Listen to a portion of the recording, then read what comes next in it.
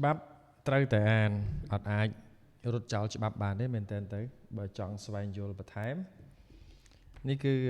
កម្រងឯកសារច្បាប់និងលិខិតបទដ្ឋានគតិយុត្តពាក់ព័ន្ធនឹងការប្រឆាំងអំពើពុករលួយខ្ញុំអាន3មាត្រាជូនស្ដាប់លេងនៅក្នុងបញ្ញត្តិនៃមាត្រារបស់ក្រមព្រហ្មទណ្ឌណា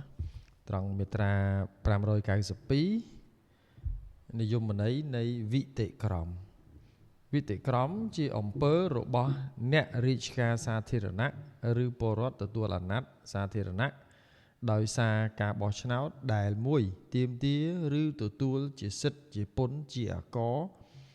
នៅចំនួនប្រាក់ដែលខ្លួនបានដឹងថាមិនត្រូវបង់ឬដែលលើសពីចំនួនដែលគេត្រូវបង់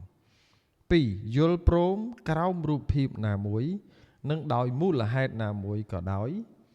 ធ្វើការលើកលែងឬការលួសលាចំពោះការបង់ពន្ធឬអាករដែលខ្លួនដឹងថាខុសច្បាប់ហើយបទល្មើសនេះមានបញ្ញត្តិក្នុងមាត្រា593អំពីទោសដាក់ពន្ធនាគារពី2ឆ្នាំទៅ5ឆ្នាំនិងមានពិន័យជាប្រាក់ទៅនៅក្នុងមាត្រា594បទស៊ីសំណូកបទល្មើសនេះជាបទឧក្រិដ្ឋដោយមានការផ្ដន្ទាទោស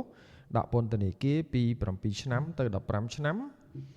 ចំពោះអំពើប្រព្រឹត្តដោយអ្នករាជការសាធារណៈឬដោយពលរដ្ឋទទួលអាណត្តិសាធារណៈដោយការបោះឆ្នោតដែលទទូចសុំឬយល់ព្រមទទួលដោយគ្មានសិទ្ធិ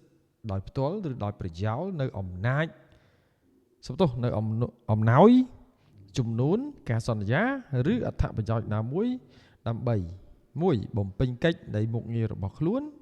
ឬកិច្ចដែលសម្រួលដោយមុខងាររបស់ខ្លួន2មិនបំពេញកិច្ចនៃមុខងាររបស់ខ្លួនឬកិច្ចដែលសម្រួលដោយមុខងាររបស់ខ្លួនមាត្រា605នៃក្រមព្រហ្មទណ្ឌមានចែងពីបទសោកប៉ាន់ហើយបទល្មើសនេះមានការផ្ដន្ទាទោសដាក់ពន្ធនាគារពី5ទៅ10ឆ្នាំចំពោះបុគ្គលណាដោយគ្មានសិទ្ធិដោយផ្ទាល់ឬដោយប្រយោលប្រគល់អំណោយឬជំនួនដើម្បីធ្វើការសន្យាជាមួយឬផ្ដល់ផលអត្ថប្រយោជន៍អ្វីមួយដល់អ្នករាជការសាធារណៈ